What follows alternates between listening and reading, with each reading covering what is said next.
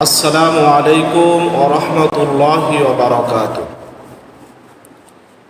সম্মানিত দর্শক, আমরা যারা ঘুমের মধ্যে ভালো স্বপ্ন দেখি, স্বপ্ন দেখার পর জাগ্রত হলে আমরা আলহামদুলিল্লাহ পাঠ করব।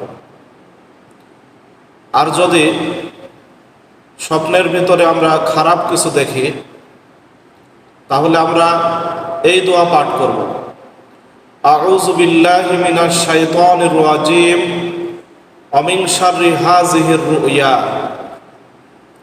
হাদিসটি বুখারী শরীফের ৬৯৯৫ নম্বর হাদিস।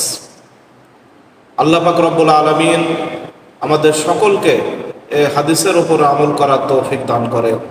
আসসালামু আলাইকুম ওয়া রাহমাতুল্লাহি ওয়া বারাকাতুহু।